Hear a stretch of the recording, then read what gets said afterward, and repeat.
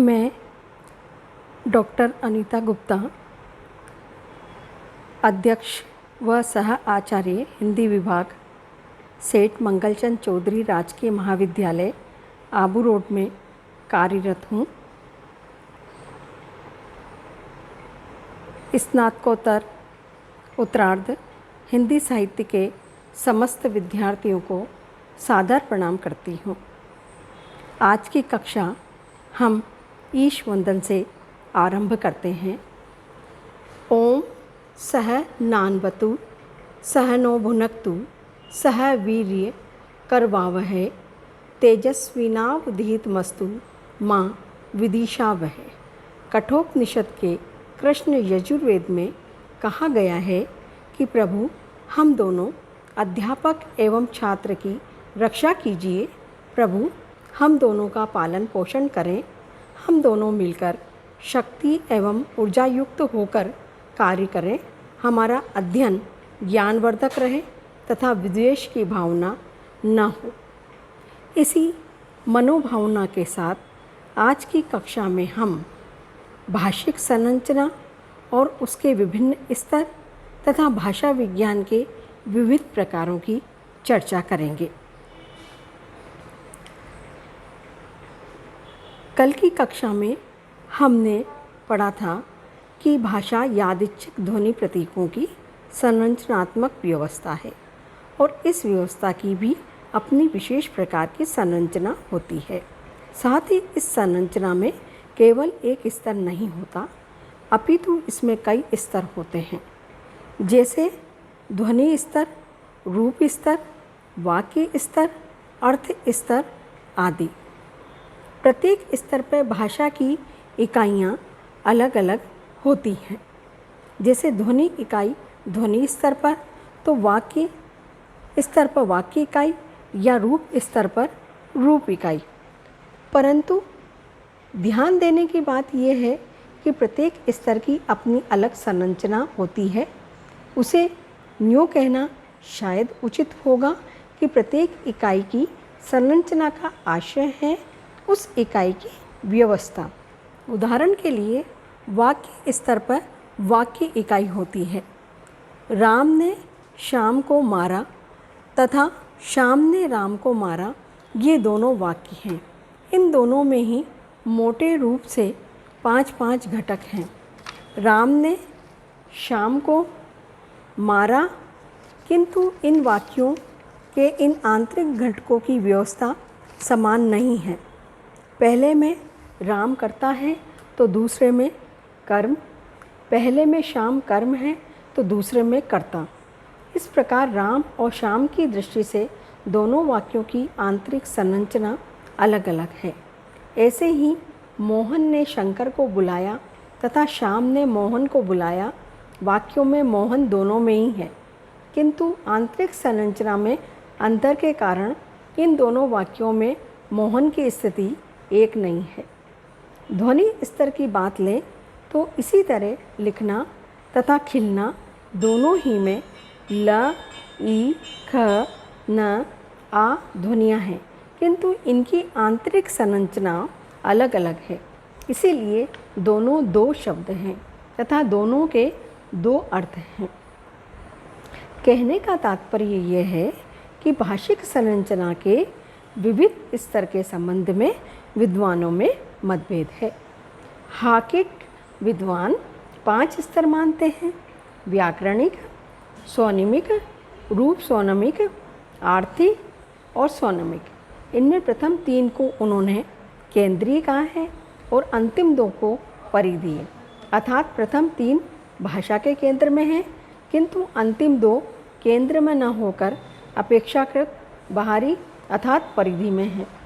पहली में रूप तथा वाक्य आते हैं, दूसरी में स्वनिम, तीसरी में पहली और दूसरी में संबंध स्थापन होता है, चौथी का संबंध अर्थ से है। यहाँ वाक्य आदि आसपास के भाषिक तथा संबंध भाषेतर संदर्भों से जुड़ते हैं। पांचवी में स्वनों अर्थात ध्वनियों का उच्चारण, प्रसरण तथा श्रवण आता है। हाकिट भाषा व्यवस्था में इन 5 को उपव्यवस्था का नाम देते हैं। सामान्यतः भाषिक संरचना में 5 स्तर माने जाते हैं: वाक्य, रूप या पद, शब्द, ध्वनि और अर्थ। कुछ लोग वाक्य, रूप, ध्वनि और अर्थ ये 4 ही स्तर मानते हैं। उनके अनुसार ध्वनि में ही स्वनिम भी समाहित है और रूप में शब्द। रूप स्वनिमिक स्तर अलग न होकर रूप और ध्वनि दोनों में संबद्ध है, क्योंकि रूपों के मिलने पर उनमें आने वाले ध्वन्यात्मक परिवर्तन या फिर प्राप्त नए रूप इसमें आते हैं। जैसे एक धनात्मक चिन्ह प्लस अंत बराबर एकांत, यदि धनात्मक चिन्ह अपि बराबर यद्यपि।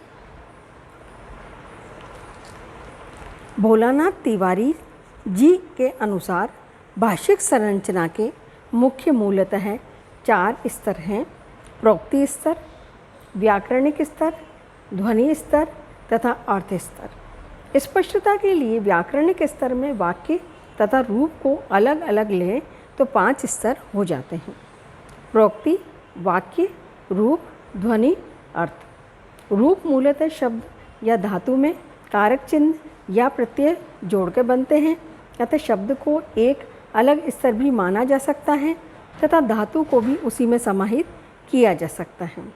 इस तरह 6 स्तर हुए: अर्थ, प्रोक्ति, वाक्य, रूप, शब्द, ध्वनि। भाषा को ध्यान में देखें तो ध्वनियों से शब्द बनते हैं, शब्दों से रूप, रूपों से वाक्य और एकाधिक वाक्यों से प्रोक्ति। कहने का तात्पर्य यह है कि भाषा की सहज इकाई प्रोक्ति है, जिसका अर्थ होता है प्रोक्ति का विश्लेषण करें तो वाक्य मिलते हैं और वाक्यों के विश्लेषण से शब्दादि तथा उनके विश्लेषण से ध्वनि।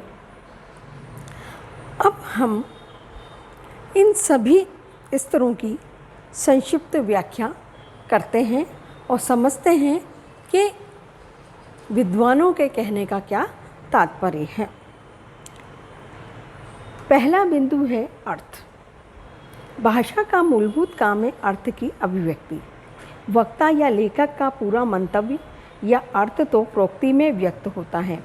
यूँ प्रोक्ति के भीतर प्रत्येक वाक्य का, वाक्य के भीतर प्रत्येक रूप का, रूप के भीतर प्रत्येक शब्द एवं धातु का तथा कारक चिन्ह और प्रत्यय का अपना अर्थ होता है। आधुनिक भाषा विज्ञान में रूप के भीतर के इन शब्दों, धातुओं, कारक चिन्हों तथा प्रत्ययों आदि को रूपिम कहते हैं, जो अर्थ के स्तर पर भाषा की लघुतम इकाई होते हैं।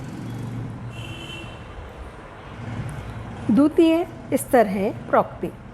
प्रोक्ति की संकल्पना भाषा विज्ञान में अपेक्षाकृत नई है। यूँ प्राचीन भारत में महावाक्य द्वारा इसी संकल्पना को द्योतित किया गया है। वस्तुतः भाषा का प्रयोग किसी मंतव्य को अभिव्यक्ति देने के लिए होता है और मंतव्य को अभिव्यक्ति देने के लिए एकाधिक वाक्यों का प्रयोग करना पड़ता है। एकाधिक वाक्यों के उस समुच्चय को ही प्रोक्ति कहते हैं, जो एक सुव्यवस्थित इकाई के रूप में वक्ता या लेखक के मंतव्य को अभिव्यक्ति दे। वाक्य भाषा विज्ञान तथा व्याकरण में भाषा की चरम इकाई तथा सहज इकाई वाक्य माना जाता रहा है।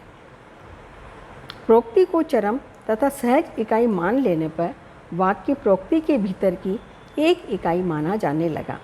इसमें वाक्य, उपवाक्य, पदबंध आदि आते हैं। अगला स्तर है रूप। वाक्य रूपों से बनता है या वाक्य को विशेषित करने पर रूप मिलते हैं। रूप को ही पद कहते हैं। रूप में शब्द तथा धातु रूप में अर्थ तत्व होते हैं तथा कारक चिन्ह और प्रत्यय रूप में संबंध तत्व। राम ने रावण को मारा। वाक्य में राम ने रावण को तथा मारा 3 रूप हैं, जिनमें राम, रावण, मार अर्थ तत्व हैं और ने को आ संबंध तत्व। शब्द स्तर पर जाकर जब हम विचार करते हैं तो मालूम चलता है कि सामान्यतः शब्द को भाषा की सर्वाधिक महत्वपूर्ण इकाई माना गया है, क्योंकि भाषा में भाव या विचार की अभिव्यक्ति मूलतः शब्द से ही होती है। शब्द से ही प्रत्यादि जोड़कर रूप बनते हैं और रूप से वाक्य और वाक्यों से प्रोक्ति। शब्द में धातु भी समाहित है।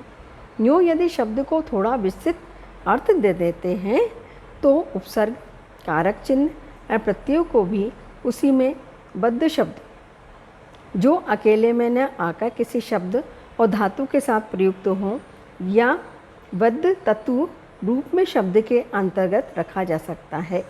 ऐसा करने की आवश्यकता इसलिए है कि कारक चिन्ह प्रत्यय और उपसर्ग यूँ न तो प्रोक्ति हैं, न वाक्य, न रूप, न शब्द और न ध्वनि। वे सार्थक होते हैं और प्राय लघुत्तम होते हैं, अतः शब्द के साथ ही उन्हें रखा जा सकता है। यूँ यदि रूपियों को इकाई माने तो उसमें शब्द, धातु, उपसर्ग, प्रत्यय, कारक चिन्ह आदि सभी आ जाते हैं। ध्वनि स्तर पर ध्यान देने पर विदित होता है कि ध्वनियाँ अलग से सार्थक नहीं होती, किंतु ये आपस में मिलकर सार्थक शब्द, रूप, वाक्य तथा प्रोक्ति का निर्माण करती हैं। ध्वनि स्तर में किसी भाषा की विभिन्न ध्वनियाँ, उनकी स्वनिम व्यवस्था, अक्षरिक संरचना, बलाघात, अनुतान आदि का अध्ययन होता है।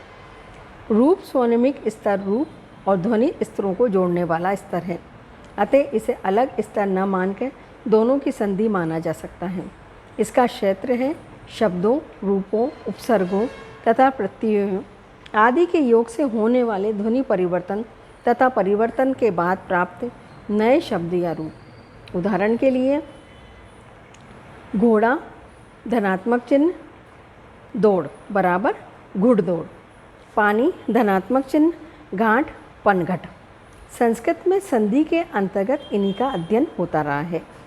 यूँ यदि इसे अलग स्तर मानना ही है तो ये 7वां स्तर माना जा सकता है। भाषा लिखी भी जाती है और लिखने में प्रत्येक लिपि की अपनी आंतरिक व्यवस्था और संरचना होती है। नागरी में लिपि शब्द के लेखन में ई के दोनों चिन्ह ल तथा प व्यंजन के पहले आएंगे, किंतु रोमन में capital L I P I रूप में एल तथा पी के बाद में। इस तरह लेखन व्यवस्था और उसकी संरचना भी भाषा के लिखित रूप की दृष्टि से कम महत्वपूर्ण नहीं है। यदि इसे यूँ भी माने तो लेखन संरचना रूप में स्तरों में इसे शामिल किया जा सकता है।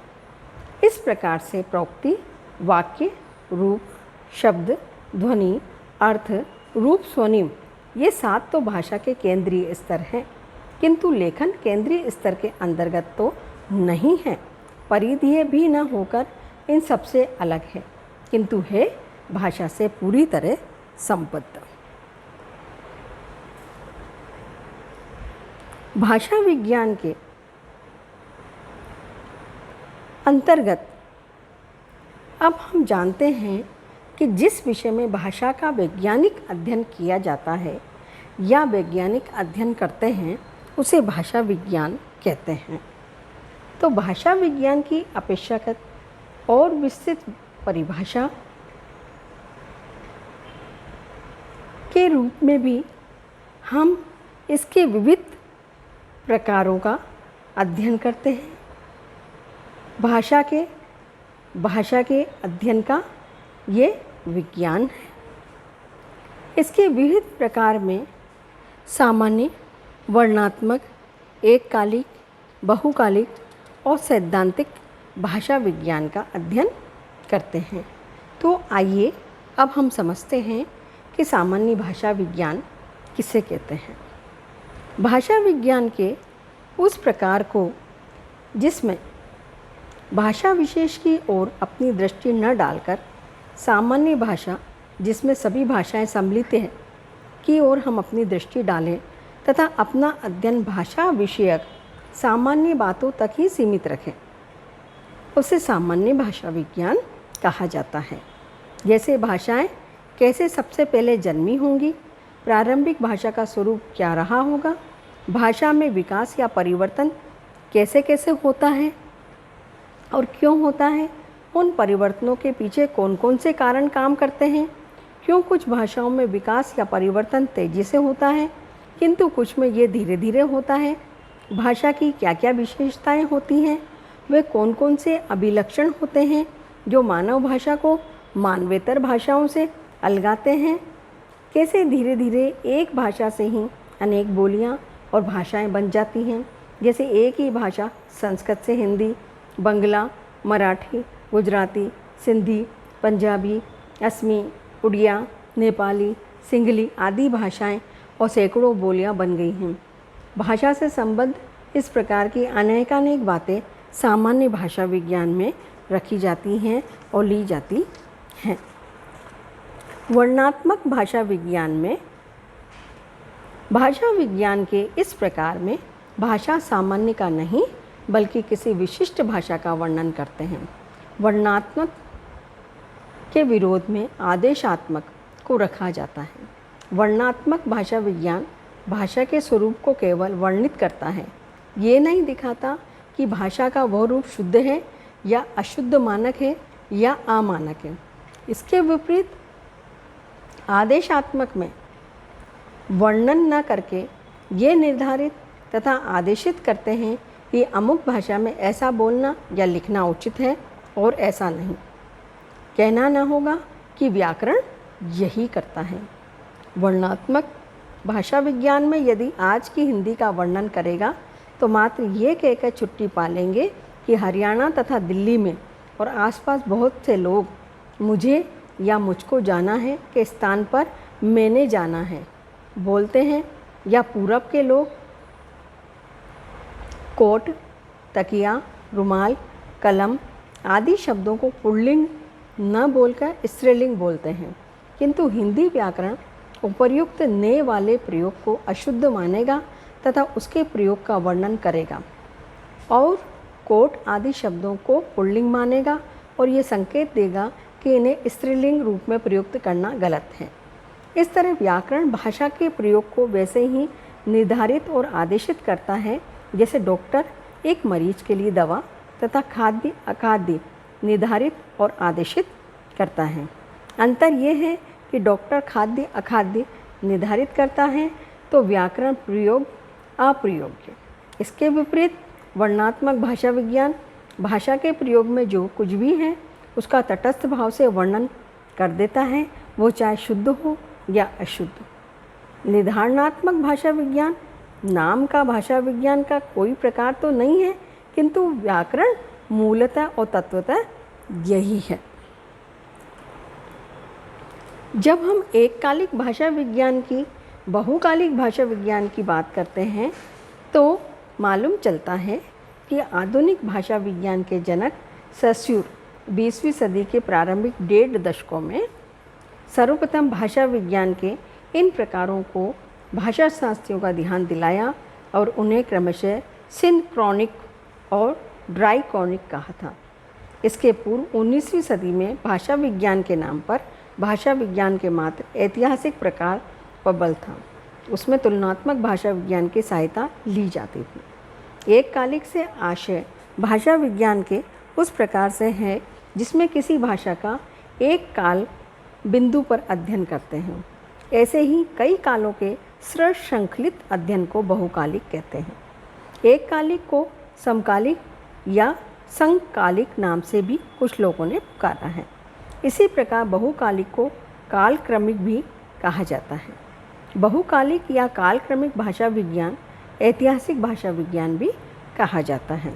इतिहास आखिरकार विभिन्न कालों के अध्ययन का कालक्रमिक सुशृंखलित रूप ही तो है। इस तरह मूलतः ऐतिहासिक भाषा विज्ञान का आधार एककालिक भाषा विज्ञान ही है।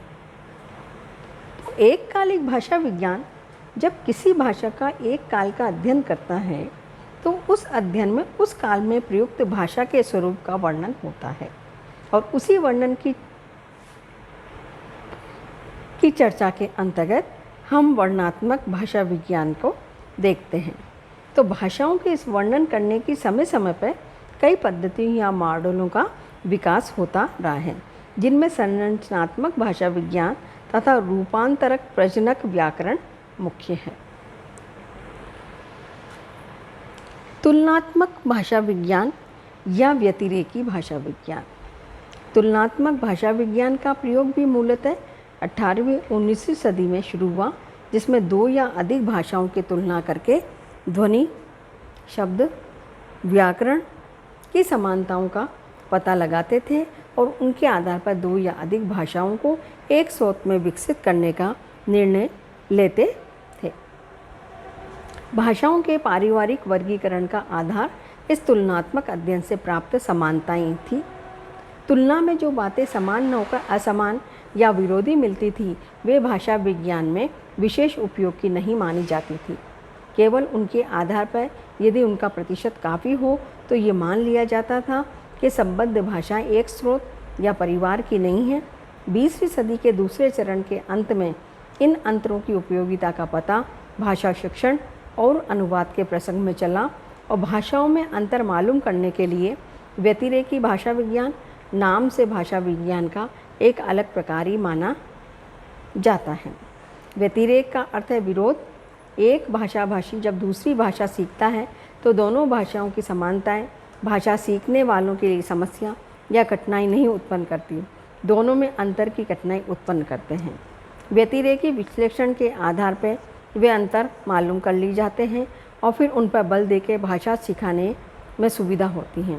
ऐसे ही अनुवाद में भी दो भाषाओं के अंतर ही कठिनाई उत्पन्न करते हैं, समानताएं नहीं। इस प्रकार भाषा शिक्षण और अनुवाद के लिए व्यतिरेकी भाषा विज्ञान बहुत उपयोगी है। सैद्धांतिक भाषा विज्ञान या अनुप्रयुक्त भाषा विज्ञान।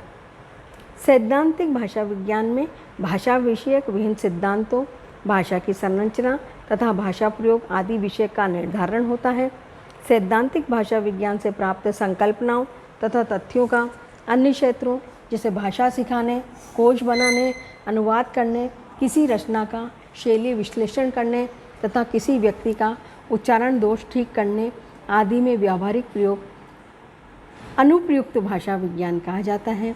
इस तरह इसमें मुख्यतः भाषा शिक्षण, कोश कला, अनुवाद, शैली विश्लेषण, वाग्दोष सुधार आदि इसके अंतर्गत आते हैं। वस्तुतः भाषा विज्ञान भाषाओं के अध्ययन विश्लेषण का विज्ञान है। ये भाषा की आंतरिक प्रकृति पर प्रकाश डालता है और भाषा संबंधी सिद्धांतों का निर्धारण करता है। इस तरह ये सिद्धांत परक है। इसके विपरीत अनुप्रयुक्त भाषा विज्ञान प्रयोगपरक है। इसमें भाषा विज्ञान से प्राप्त सिद्धांतों का अन्य विषयों जैसे भाषा सिखाने, अनुवाद कार्य करने, कोश बनाने, व्यक्ति का उच्चारण ठीक करने, लिपि को सुधारने, शैली का विवेचन आदि में प्रयोग किया जाता है। अनुप्रयुक्त भाषा विज्ञान में अनुप्रयुक्त शब्द अंग्रेजी एप्लाइड का प्रतिशब्द या समानार्थी है। अतः अनुप्रयुक्त भाषा विज्ञान में भाषा विज्ञान से प्राप्त सिद्धांतों का मानव जाति की आवश्यकता के अनुसार विभिन्न क्षेत्रों में अनुप्रयोग करते हैं। तो भाषा विज्ञान से प्राप्त सिद्धांतों का विभिन्न क्षेत्रों में प्रयोग ही अनुप्रयुक्त भाषा विज्ञान कहलाता है। इसके संबंध में 3 दृष्टिकोण माने जाते हैं। ज्ञान के किसी अन्य क्षेत्र को स्पष्ट करने के लिए भाषा विज्ञान और उसके सिद्धांतों का प्रयोग अनुप्रयुक्त भाषा विज्ञान है। जैसे फिशमैन भाषा विज्ञान का प्रयोग सामाजिक व्यवहार को समझने के लिए एक साधन के रूप में करते हैं।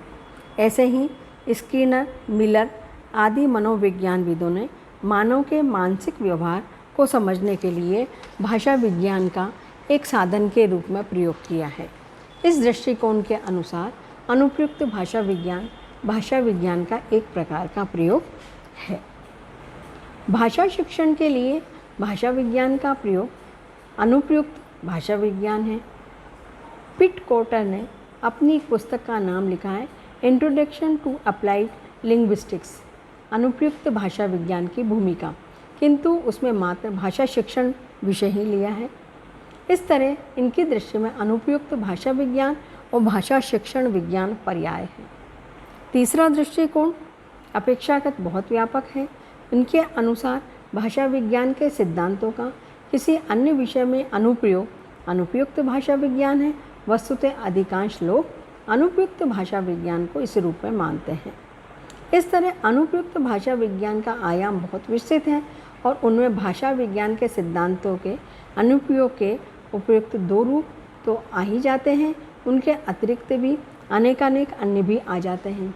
इसीलिए अनुपयुक्त भाषा विज्ञान में शैली विज्ञान, अनुवाद विज्ञान, भाषा शिक्षण विज्ञान तथा कोश विज्ञान आदि को माना जाता है। कहने का तात्पर्य यह है कि भाषा विज्ञान वह विज्ञान है जिसमें भाषा तथा भाषाओं का एककालिक, बहुकालिक, तुलनात्मक, व्यतिरेकी अथवा अनुप्रयोगिक अध्ययन, विश्लेषण, तद्विषयक सिद्धांतों का निर्धारण किया जाता है। जब हम ये सब का अध्ययन करते हैं और चर्चा करते हैं तो अन्य विषयों से भाषा विज्ञान के जुड़ने का कारण भाषा से सरोकार होने के कारण ही विकसित हुआ है। तो जैसे समाज भाषा विज्ञान, मनोभाषा विज्ञान, समाज भाषा विज्ञान समाजशास्त्र की वजह से, मनोभाषा विज्ञान मनोविज्ञान की वजह से, शैली विज्ञान शैली साहित्य की वजह से और नर जाति भाषा विज्ञान एथनो लिंग्विस्टिक्स और नर जाति विज्ञान की वजह से जुड़ा हुआ है।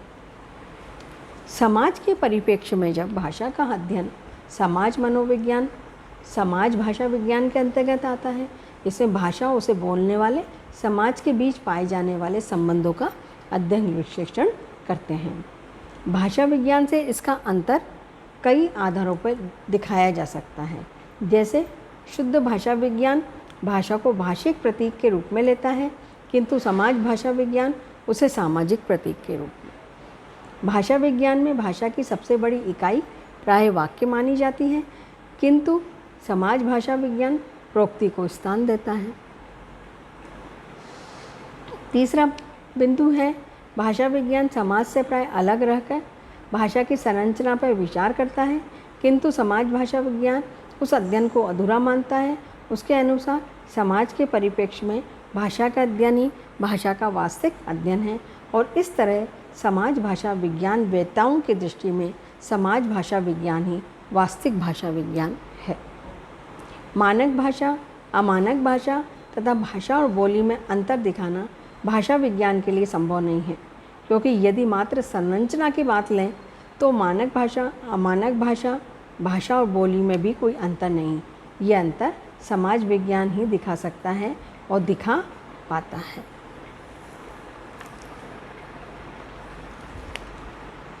जब हम इस बिंदु पर आते हैं कि समाज भाषा विज्ञान के प्रति इसके विद्वानों के दृष्टिकोण पूर्णतः एक नहीं है। जैसे फिशमैन आदि भाषा का समाजशास्त्र मानते हैं, राजभाषा कैसे बनाएं, भाषा का मानकीकरण कैसे करें, उसे आधुनिक कैसे बनाएं, जैसी बातों पर इस दृष्टिकोण वालों का अधिक बल होता है। गम्पच, फर्ग्यूसन आदि समाज भाषा विज्ञान को समाजोन्मुख भाषा विज्ञान मानते हैं। ये भाषा को सामाजिक प्रतीक मानते हैं तथा भाषा के विषम रूपी का जाति, वर्ग, धर्म आदि के परिप्रेक्ष्य में अध्ययन करते हैं। ले बाब आदि समाज भाषा विज्ञान को ही वास्तविक भाषा विज्ञान मानते हैं तथा वास्तविक प्रयोग में प्राप्त विकल्पों के अध्ययन पर बल देते हैं। इनके अनुसार इन विकल्पों का छोड़कर भाषा का एक आदर्श रूप मानकर मात्र उसकी संरचना का अध्ययन बहुत सार्थक नहीं है। विद्यार्थियों,